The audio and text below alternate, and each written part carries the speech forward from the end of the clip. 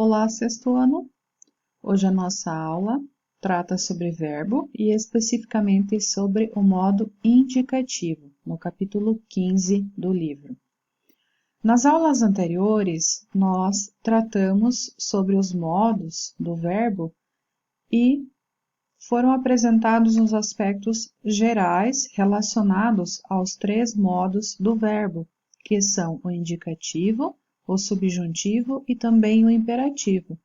E na aula de hoje nós vamos aprofundar um pouco mais os conhecimentos relacionados ao modo indicativo. Então, inicialmente, tratando sobre o modo indicativo, é aquele em que se negam ou se afirmam os fatos com a certeza de que eles ocorrem, já ocorreram ou ainda ocorrerão. Como vocês podem ver, nós temos algumas palavras que estão em destaque aqui na definição que foi apresentada. No caso, negam, afirmam e certeza e também fatos. Então aqui, quando nós indicamos a certeza dos fatos, mesmo que seja de forma negativa ou afirmativa, nós estamos fazendo uso do modo indicativo do verbo. Então, a atitude é de segurança e os atos são considerados reais pelo locutor. Então, aqui nós temos 3 exemplos em que esse modo está sendo utilizado. Eu luto pela preservação das espécies, eu lutei pela preservação das espécies e eu lutaria pela preservação das espécies. O que muda em relação aos verbos aqui é que eles estão sendo apresentados e também indicam tempos diferentes. Mas, mesmo que os tempos aqui sejam diferentes, a certeza está expressa em cada um deles. Então, nesse caso, nós temos o modo indicativo. Quando nós falamos em modo indicativo, ele tem uma subdivisão dos tempos, que são o presente, o pretérito e o futuro.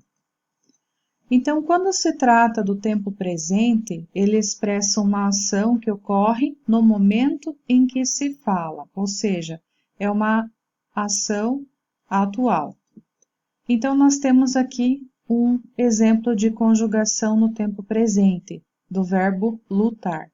Eu luto, tu lutas, ele ou ela luta, nós lutamos, vós lutais e eles ou elas lutam. Então, aqui nós temos a indicação das ações que ocorrem no momento presente, no momento em que se fala.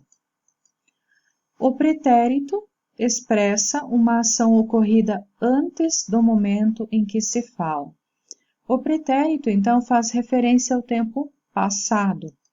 E há 3 tipos de pretérito no modo indicativo, então nós veremos cada um deles. O primeiro é o pretérito perfeito, que é aquele que expressa uma ação ocorrida e também finalizada no passado, ou seja, já concluída. Por isso, o nome então que nós temos é o pretérito perfeito. Os garotos participaram da passeata, ou seja, ocorreu a ação aqui de participar da passeata e aconteceu e é algo que já está concluído, que já ocorreu, já finalizou. Então, quando nós temos esse tempo sendo empregado, é chamado de pretérito perfeito. Temos também aqui a conjugação do verbo lutar no pretérito perfeito. Então, fica eu lutei, tu lutaste, ele ou ela lutou, nós lutamos, vós lutastes e eles ou elas lutaram. Temos também o pretérito imperfeito. E o que é o pretérito imperfeito? É aquele que expressa uma ação iniciada no passado, que foi interrompida, ou que constituía um hábito ou um costume. Então, os garotos participavam de todas as passeatas daquela ONG. O que nós temos aqui, o verbo sendo empregado, indicando uma ação que era um costume, que era um hábito, que ocorria de forma frequente. Então, pretérito imperfeito. Os garotos participavam da passeata quando a chuva começou. Então, aqui nós temos uma pequena diferença. Por quê? Porque uma ação estava acontecendo e ela foi interrompida. Por isso, aqui no caso, os garotos participavam da passeata quando a chuva começou. Temos também aqui o verbo lutar sendo conjugado no pretérito imperfeito. Eu lutava, tu lutavas, ele ou ela lutava, nós lutávamos, vós lutáveis e eles ou elas lutavam. E ainda, tratando sobre o pretérito, nós temos o que é chamado de mais que perfeito. E ele expressa uma ação realizada antes de outra, também no passado. É um tempo que não é muito utilizado, porque normalmente ele é substituído por locuções verbais, ou seja, por uma junção, por um grupo de verbos. Então, aqui nós temos: eu já tinha participado da passeata antes de o meu amigo participar.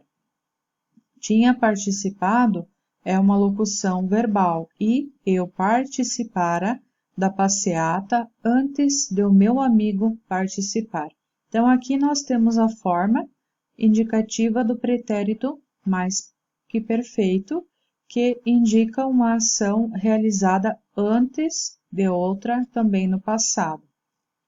E aqui, na sequência, nós temos a conjugação do verbo lutar no pretérito mais que perfeito. Eu lutara, tu lutaras, ele ou ela lutara, nós lutáramos, vós lutareis e eles ou elas lutaram. Agora nós temos então o futuro, que é aquele que expressa uma ação que ocorrerá depois do momento em que se fala. O modo indicativo possui dois futuros, que são o futuro do presente e o futuro do pretérito. E também veremos separadamente o que cada um deles expressa. E o primeiro deles é o futuro do presente, que é aquele que nós utilizamos mais no nosso dia a dia, que é aquele que expressa uma ação que ainda ocorrerá, ou seja, uma ação que ainda vai ocorrer. Participaremos da passeata promovida por aquela ONG. Então, aqui nós temos a indicação de uma ação que ainda irá acontecer. E também aqui temos a conjugação do verbo lutar no futuro do presente. Eu lutarei, tu lutarás, ele ou ela lutará, nós lutaremos, vós lutareis, eles ou elas lutarão. Então, o futuro do presente. E ainda, tratando sobre o futuro, nós temos o futuro do pretérito, que é aquele que expressa uma ação que certamente poderia se concretizar sob determinada condição. Ou seja, pode acontecer, mas tem que haver uma condição. Ela está atrelada a algo para que aconteça. Nós participaríamos da passeata se não chovesse, ou seja, aqui, para as pessoas participarem da passeata, a condição é de que não chova. Então, por isso que essa forma do verbo, então, é denominada de futuro do pretérito. E aqui nós temos, então, a conjugação do futuro no futuro do pretérito. Eu lutaria, tu lutarias, ele ou ela lutaria, nós lutaríamos, vós lutaríeis e eles ou elas lutariam. Então, aqui nós temos o modo indicativo, só lembrando que é o que expressa certeza, pode tanto negar quanto também afirmar, e assim, Nós já havíamos trabalhado com os modelos de conjugação e hoje, então, para facilitar um pouco mais esse entendimento, novamente foram apresentados modelos de conjugação e a explanação do que cada um dos tempos representa, o que cada um deles expressa, o que cada um deles coloca para nós. Então, nós temos o tempo presente e o tempo pretérito e também o futuro. Só lembrando que nós temos 3 formas que são as mais utilizadas, que são o presente, o futuro do presente e o pretérito perfeito. A tarefa referente à aula de hoje, então, é o exercício 2 da página 319, que deve ser postado no AVA, e também os exercícios 3 e 4 da página 322. Bons estudos para vocês e até a próxima aula.